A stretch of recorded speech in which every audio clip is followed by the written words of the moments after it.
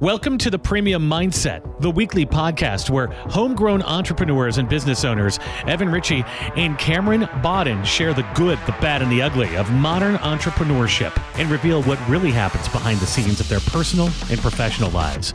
As owners of two of America's fastest growing and most disruptive companies, Coconut Cleaning and Green Mango Pest Control, stay tuned for real stories, struggles, insight, and advice from real entrepreneurs in real time.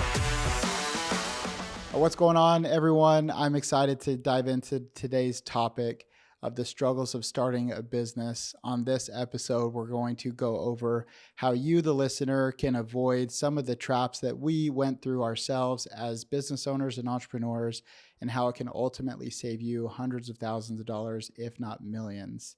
Evan, your famous quote, man, you don't know what you don't know. I hated it at first, but it's so good. And then you adopted it. I adopted it big time. I forgot when I first said it to you. It was like because you were using it as an excuse. Like, hey man, I don't know what I don't know. I can't hold them accountable if I don't know. It's like, dude, you can't. You're like, it's your job to know. I'm like, so in the process of not knowing what I don't know, I now know. But there is a plethora of information out there that I don't know. And I'm aware of my not knowing of that information. Well, that's why I'm really excited to talk about this topic, because with business, look into the camera and be serious. With business, that's the biggest problem at the beginning is you don't know what you don't know. And I hate using that as an excuse. But tell me about the evolution of you coming around to it, because I feel like outside of you saying how much you love your family, the next thing you say the most is you don't know what you don't know. You don't know, you don't know. I hate it. I hated it because I felt like in the moment, and this wasn't a dig on you, it's just how I took it, is that you were using that as an excuse for why you weren't doing something. But when I get disengaged and I look at it, I was like, okay, yeah, that's the pain points of starting a business, of running a new department or hiring a new employee, is that they don't know what they don't know, which is why I want to double down on manuals this year and really make sure that our vision is laid out for people, because then they can't say, well, I don't know what I don't know. And we're just thinking, well, I had a training one time where I talked about this. How do you not know? And so it eliminates that. Yeah. And I think the evolution of that principle and how we've seen it evolve is that it's not that as a business owner, it's not your job to know everything. Yeah. But what is your job is to know how to, one, either staff accordingly and get all the people that help you better understand certain areas or topics. But another area as it pertains to you don't know what you don't know is it's also having a level of humility where you don't pretend you know everything, because then you end up looking stupid in situations. So I think I remember the scenario where it first came up. And so there is the struggles. There's no way you remember the first time. I swear. You have the best memory. I feel like I'm jealous of that. Well, yeah, I remember everything, unfortunately, good and bad. But I think as far as 2023, when it was brought up, there was a period of time where someone had, maybe really quickly you could explain, like, so carpet cleaning is a non-regulated industry, and pest control, you're very regulated, and certain individuals in your organization or people elsewhere hold these licenses called QP or QA. Same thing? QP. Yeah. Okay. So there was like party. They're the qualifying party of that license. So a certain specialty service under a pest control company, someone has to hold that license, right? Yeah. So what I think brought it up was that somebody was under the impression they were going to get it. Yeah. And I didn't know how it works or what the rules are. So I kind of just moved on to what I knew and dished it off to other people, but nothing was settled. And so I came to you, I said, hey man, like, I don't know what I don't know. I don't know how QP works. And you were like, it's your job to know. I'm like, right. But that's why I'm coming to you to like help me know. And so I think what's been a humbling experience as it pertains to starting a business and that principle, we're not talking about that principle, but the struggles of starting a business is that so many people wait in starting because they think they need to know everything. Yeah. And I don't know the exact formula for what you need to know to like pull the trigger, but I love the principle that we've been using this year to get going and to start. It's almost like contextually you need to approach starting a business knowing that you're going to start the struggle of starting a business. Yeah. And just starting is the very act of beginning the struggle. Yeah. You will pay for your ignorance. Yeah. Like it's going to happen. And I remember, one of the stories I told this story about not having our I-9s filled out with our HR manager a couple episodes ago. When I was thinking about this topic today, I was reminded about our experience paying TPT tax with Agave. Well, TPT. it's pretty much sales tax. I didn't know. Okay. And all the other service companies, we didn't have to do it. So when we started Agave, luckily our controller at the time knew about it and he was just paying it. Well, we got in a different controller about halfway through, was going on with business. And this is where you'll pay for your ignorance, is because when we established our pay scales with how much we can pay technicians, what we wanted to be our profit margins at, how much we could allocate for marketing. And then a big thing with the windshields is we gave a kickback to the customer to incentivize them to come back. Okay. So a lot of companies do up to $250, $200, $100, like it's all over. So we had these margins that we felt like we were under, but one of the line items taken out was not a TPT tax. So 3 years goes down the road, we're not paying it. So we kept getting these notices, hey, you're behind on your TPT tax. I'm like, what the heck is this? They come and they do an audit. Is this a governmental agency? Yes, Okay. it's sales tax. Yeah. It's as if IRS. you don't. Yeah, I mean, you're not paying your sales tax, and you're supposed to collect the money from your consumer, withhold a certain percentage. Right now in Arizona, it's 5.6%, and then send it in each month. Well, we hadn't paid in, I think it was 2.5 years or 2 years or something. We owed $320,000, and it was just like dropped on me. And that was the ignorance thing of like, hey, you don't know what you don't know. Our one CFO was doing it. I didn't even know about it. Our second CFO came in. He didn't know about it. And we just stopped paying. And then all of a sudden, boom. So the benefit of when you start a company, and this is what I want to get into today, is all the things that you can be aware of as an entrepreneur. But I love what you said at the beginning is you need to manage your expectations, basically, of saying, you don't know everything. You go into business thinking you know everything. We have a good buddy right now that just started a company. He thinks he's God's gift to earth, and he's a very talented person, but there's some things he just doesn't know, and he's going to pay the price for that. So when that happens for you as an entrepreneur, just manage your expectations. Just say, hey, this was a learning experience for me.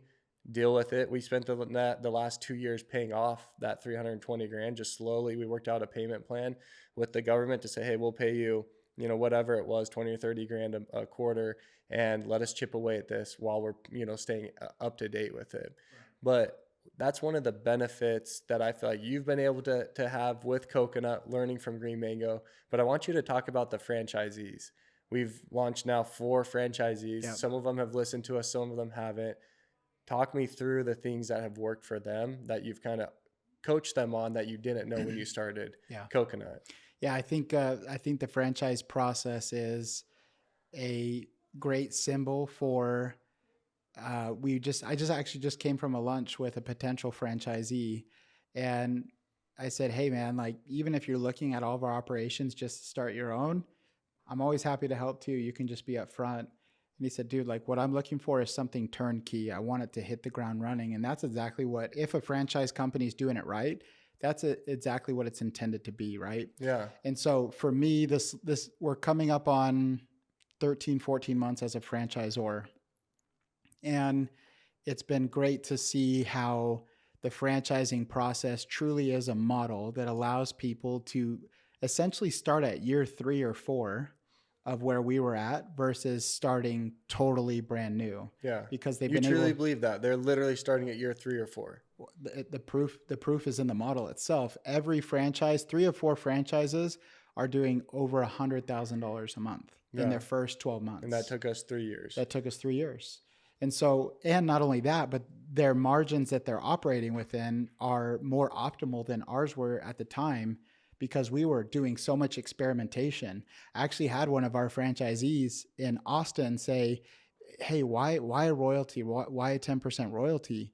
And I said, hey man, that royalty is, you would have to earn $30 million in revenue to end up being break even with how much we've lost in experimentation just to create the company that you're buying into. Between the different products we've used, the pay scales that we've tried, the vans, the equipment, the marketing, Correct. avenues that we've gone down. Yeah. Okay. So if you take our current model and put that in year one, it's my estimation that we've lost out on $3 million in actual earned revenue, but also expenses towards things that brought us no fruit or no leads. Right. And so I said, dude, you have to be doing business up to $30 million to be essentially break even. I was going to say like a booth at the mall. I could talk about that for a sec, but sorry, keep going. No, the franchising process has been phenomenal to see that when a company is doing it right, people buy into a package where they say, I like the branding, I like the operations, I like the margins, I like the rules that you guys have for branding and for how you run your business. And you start, and again, my estimation is that they start around year 3 versus starting, and most importantly, they start with a trusted brand. They start with an established brand. Like that's extremely difficult in today's day and age where people's attention is the ultimate currency right now. And I feel like for carpet cleaning, we have a lot of people's attention. Yeah. And that is the ultimate reward from the franchising process to know that these guys, my friends and potential new franchisees, don't have to go through the same struggles, but what they have to go through is the struggle of essentially a fire hose going right at them from day one because they have the potential of going so fast.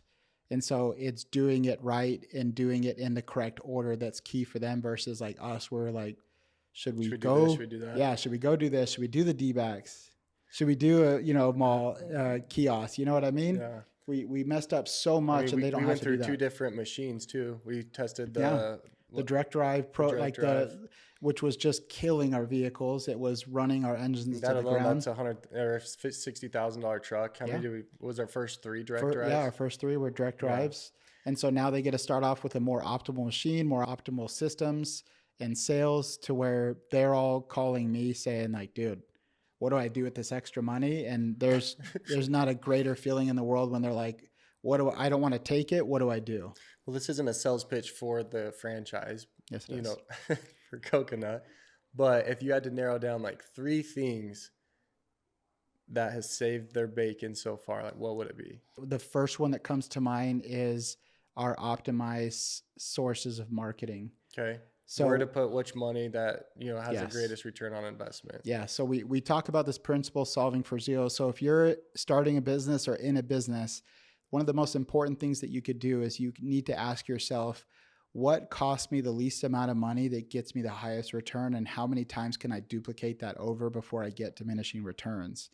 And one of the most important things that these guys have implemented is they immediately start off in each of their markets with our 3 best sources of marketing, and they're instantly at van 2 and 3 within 2 or 3 months because the customers just start pouring in. And I would say second, as far as like the most important thing that saved them, is our dialed in subscription model. It's perfectly fine tuned to keep customers as long as possible. I think we have an average lifespan of a customer of like 4.1 years. Just crazy. Which is phenomenal. And then I'd say third is probably like fleet and vehicle optimization between the machine and the van and how it's set up. Yeah. For sure. But again, these are all the struggles. And I know that you have different struggles that you've gone through in starting that business. But the one that I know we wanted to talk on a little bit more was a lot of people are afraid to jump into business alone. Mm-hmm. But so many people have stories of starting businesses with best friends, with brothers, with sisters, whatever it might be, and it just backfires and it doesn't work. So when you think of the term partnership and starting a business and maybe some struggles that come from partnerships, what comes to mind for you? I'll never forget. I think it's my stepdad that said, he said, the only ship that sinks are partnerships. Oh, and dang. I'm like, what the heck? And this was like year 1. I was like, what the heck, man? All right. But the reason why I feel like I've had successful partnerships with you, with Dusty, with everyone, it's a success for me. Yeah. And I don't know if that's because, when the ship is sinking, you have someone to go down with. Yeah. But I love it because you have someone there to bounce ideas off of. And that's, I want to take, we've outlined this model for the franchisees that, hey, if you guys follow these systems and processes, like you have an amazing opportunity. You have a better chance than if you were just going out and doing it by yourself. Right. We essentially are your partnership. Yeah. We're there for you to bounce ideas off with. But remember, this is the main reason why we're doing this podcast is for the people that work with us to get behind the scenes of why we do what we do. I think there's a lot of people out there that miss out on the opportunities of asking for help from their coworkers. There's so many guys now. One of our salesmen sold $15,000 in upsells last month. That's never been done with a pest control tech. And I'm sure it's not our model. It's a lot for us because it hasn't been our model ever. Like the next closest person before that was maybe $1,000. Mickey's come in and he's implemented the Master Communicator course once a month, sales training. And then of course he's here during the week for whoever wants to take advantage of his time and help train. But there's power in asking for help. And that's why partnerships, why they can be so successful and why I'm grateful for our partnerships. How many times have you come over at night and chipped or putted and we're just like talking through business principles until 1, 2 a.m. Huh? And cried. And cried. But that's, I don't know. So if you're listening to this, what I would say, especially if you're someone that's working with us, is that don't be afraid to ask your coworker for help or any of your managers because they're there for you. And then if you're an entrepreneur who doesn't have a partner, that's okay. But there are people out there that are walking the path or have walked the path that you want to walk, and they want to help you out. There's a lot of people that don't want to ask for help, and I think that's a mistake. And I think if you want to avoid struggles of starting a business and you're doing it in a partnership, I know that you would probably, add your testimony to this, but a operational agreement and defining the relationship in terms of the responsibilities. So when I think of struggles of starting a business, and I think of all the different departments that come from running a business, I remember one of my biggest struggles was that I wanted to be a part of everything.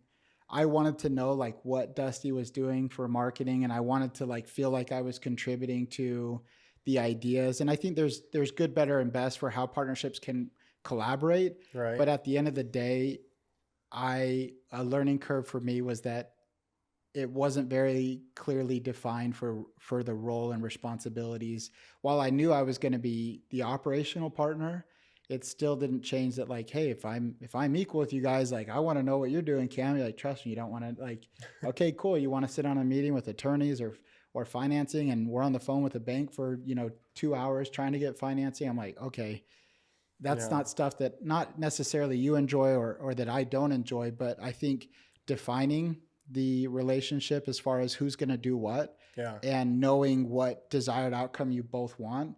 Because if someone wants to start taking money 6 months in and you have the mindset that you want to wait 5 years, like you're going to run into problems in about 6 months. Yeah.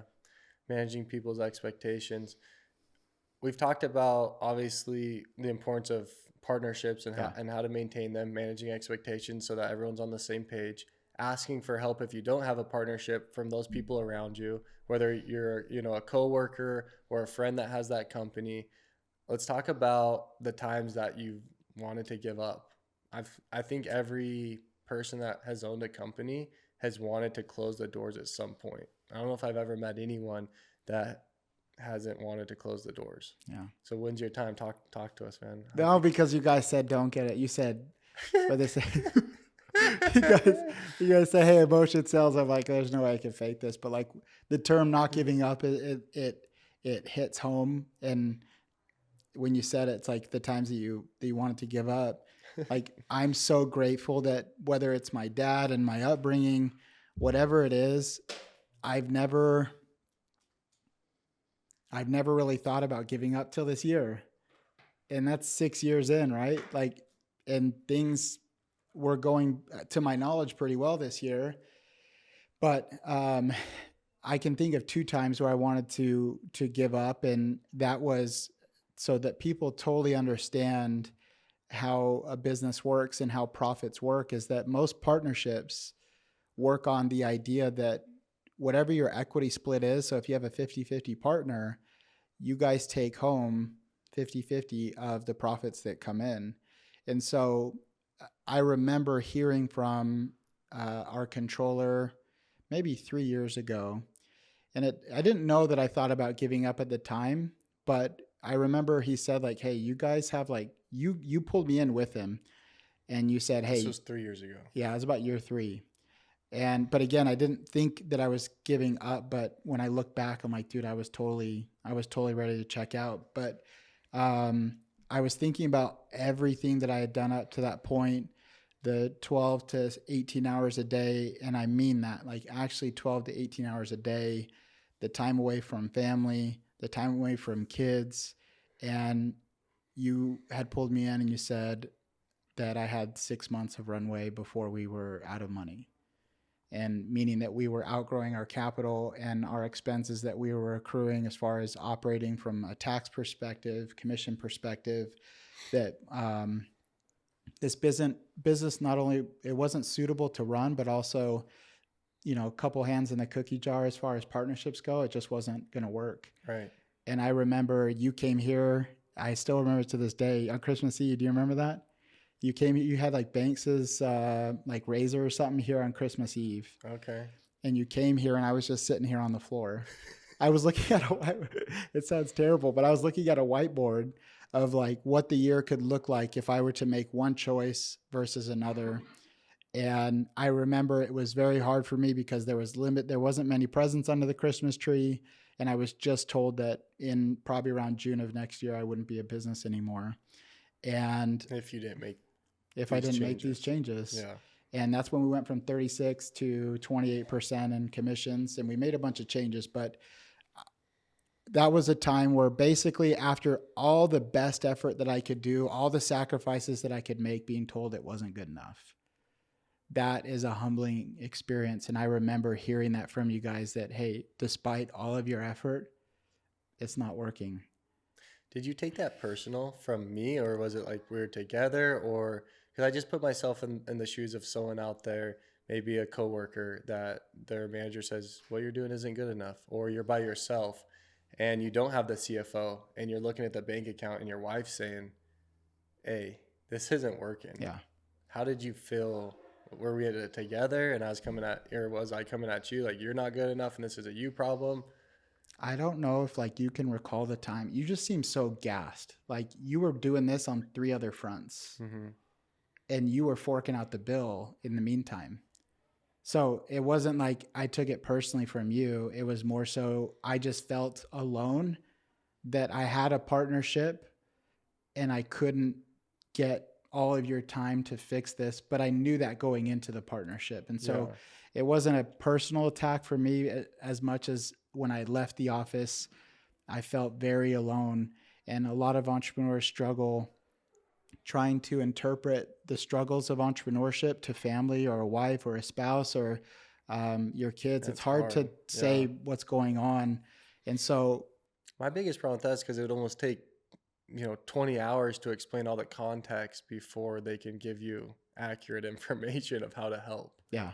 And then I'm exhausted at that point. Yeah. And you don't want to, it's not a demeaning thing to say you wouldn't understand, but it's more so you're trying to understand what's going on. And so when I think of the struggles and when I think of a time where I wanted to quit, it was when I didn't have the words to explain what the feeling of exhaustion and fatigue that I had. And then also being told it's not good enough. Yeah. It's like someone starting a race and never being told the destination, and they just start going and they're running. And then someone comes up on a little, golf cart and says, hey, like, what you're doing right now, you're not going to make it. You're not going to make it. It's like, so so you pulled out for a couple of years and then you just said did you say last week or 2 weeks ago? You kind of had the same thoughts. I just feel like I went to the drawing board. I wrote out a clear path and I wrote out some decisions. I said, if we're done, I could go to medical school, or I could fix this and I could drop our commissions. I could raise our prices. I could decrease our expenses in some areas. And a lot of it was like troubleshooting, but I knew the hard path had the highest return for what I always wanted to do. And that's where I talked about yesterday, where I didn't want to look, and I think of my son's face. I didn't want to look at my son and tell him like, hey, I quit. Yeah. Because I had quit everything up to that point, from college to other jobs. And I didn't want this to be another powerful. time where I just said, hey, son, like, hey, that coconut shirt, that didn't work. Didn't work, man. I'm daddy's going to go do something else. And I didn't want to tell my kids that I quit. And so I made a roadmap, came back to you guys, and I said, could this get us where we need to go? And it involved a lot of work. That's when we branched out over to our own building. And I went back to the 15, 18-hour days, and you guys didn't bring me in the office anymore. And 2 years later, it's like we were just a business operating, and we were talking about where we're going to put our profits. And so I can't think of an exact moment where... I remember Dave talking about a lot about the job average and the importance of that. Was that the first time that the 250, I think it was around like 215, it's like, guys, your job average with all the BOGOs that you're doing to get customer base and momentum is just, it's killing us. So we have to kind of pull back on that. We have to increase our job average. I want to say 215. I could be wrong on that. But there was a mark that he gave us where, hey, with as many BOGOs as you're doing, and you got to hit this job average. I think it was a mixture of that. It was how much money we were pouring into marketing. Mm-hmm. And we were double dipping, where a lot of companies optimize their expenses by, when marketing makes efforts to bring in customers, they don't also give commissions to salespeople. And I think what we were doing was we were pumping so much money into marketing for $0 jobs, paying the office commissions to close them, paying the people to go out and service and sell at them. And then upsell. And then by the time taxes came in, it was negative. Yeah. We were paying $300 for a $250 job. Which is where the ignorance comes into. Once again, when you figure all that stuff and you think, okay, we can pay a technician this. And then maybe 3 months down the road, the office is complaining about how they're not, how they're spending all this time scheduling all these customers and they want a commission. And it's like, yeah, that makes sense. Let's throw you $20 when you close a deal. And then all of a sudden 3 or 4 people's hands are in the pot and there's literally nothing left. Yeah, that's exactly what was going on. And again, when I remember looking to you, it was like you were doing what you needed to do, but I just remember getting the feeling at the time that you were like, someone else was right outside to hear the same thing. Yeah. And that's the last thing that you want to do with who you are and, how you, teach us to create our own wealth and do all that. So I remember just feeling like, okay, cool, like taking my initiatives and leaving.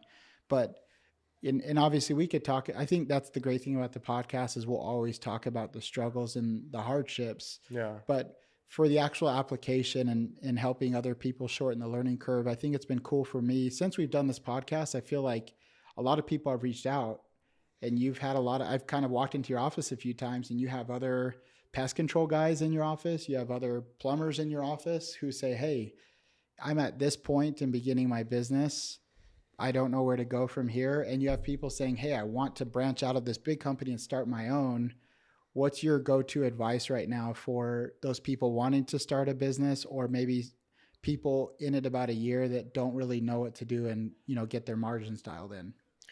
Like, what would I do first? Yeah. What are some positions that you think of that are absolute because of your failures and mistakes? I've thought about this a lot because we've started 5 other companies besides Green Mango, and each one we've kind of done something a little bit differently. At Coconut, we were talking about this 2 weeks ago, we implemented health benefits right from day one, which is not normal for that, but we felt like that's one of the biggest things when people are coming to look for a job. They want benefits. Whether it's right or wrong, I don't know. But as I've thought, there's a couple key people that I feel like are the most important, and it's really hard to justify when you're starting out. It's a great bookkeeper, a great CFO, an internal auditor, which we only hired that person 13 years in, 3 weeks. Is it been a month now? Yeah, it's been a month. Yeah, about a month now. And I'm seeing how powerful she is and the difference that she's making in a company that's been ran for 13 years. Imagine an auditor from day one bringing you those problems. It costs a lot of money, but how much money are those problems costing you? It's something to think about, right? And then the last one, I would invest in myself earlier. I waited 8 to 9 years before I got a life coach, and I think it was a mistake. And when I say invest in yourself, you don't have to go spend hundreds of thousands of dollars on a coach. Reach out to those people, and that's what I'm talking about so much. There's so many people that just want to, they're shy. They're embarrassed about how much revenue they're doing, and they don't want to reach out to people. And I think that's a mistake. I wish I would have reached out to people sooner. I just stayed in my little incubator. Dusty and I would talk, which is the benefit of a partnership, is that you guys can talk with each other. But there's other people out there, like I said, that are where you want to go. And they want to, I promise you, they want to share that information with you. Just ask them. Take them to lunch, a 30-minute to 60-minute lunch with somebody. Buy them, $15, $20 meal. They could save you hundreds of thousands of dollars your first year of business, guaranteed. So when you say a bookkeeper, I wanted to revisit. So bookkeeper is line iteming the expenses, the income of revenue. Watching your expense, like you're watching your expenses, number one, and number two, making sure that they're categorized properly. I split them up into two because when you first start out a company, there's no way you're going to be able to have a full-time bookkeeper and a full-time controller. If you can afford that, great. If you can figure it out, I don't think it's not financially possible, really. And so you can find a great bookkeeper for, I don't know, maybe it's 15 or 20 grand a year. Don't quote me on that, but it's really cheap. And make sure that they have everything summarized properly. Spend time with that person so that they're coding it properly. And then you can find a controller that is maybe working on 5 or 6 other companies at the same time that allocates 3 to 4 hours a week to your business. And if you have the right books in place, then they can go and give you those high level numbers to say, hey, you're doing a great job in this area, or you need to pull back in that area. I think about Dave Canlon. Like, luckily we had him in here. He was the one that came in and said, hey, you guys have 6 months of runway. If we didn't have good books and a full-time bookkeeper, we would have just we would have got at that 6-month mark and ran out of runway and been like, okay, now we got to make some changes and we can't make payroll. That's not fun. So you can figure out a way when you're first starting out to find a part-time bookkeeper, a part-time controller that can give you good information of where you can, move in your business, and then, investing in yourself, and then that auditor is going to save you so much money. If you explain to her exactly what you want done, how you want it done, and then audit each department. Everyone's making mistakes because they don't know. They don't know what they don't know. They don't know what they don't know. Or you haven't invested too much in manuals. But those are like the top 4 things with people that I would do. And that comes with 13 years of experience, lost revenue of millions of dollars, lost expenses in the hundreds of thousands of dollars. That's not cheap information. Yeah, and trial and error of 5 other service companies, starting them, implementing some of these and not implementing others. And it's been a trial and error. Yeah. So it's interesting to hear that's all summed up. That's extremely expensive information, and it's free for people to hear and avoid as they grow and scale their business so that they can avoid some of the struggles of starting a business.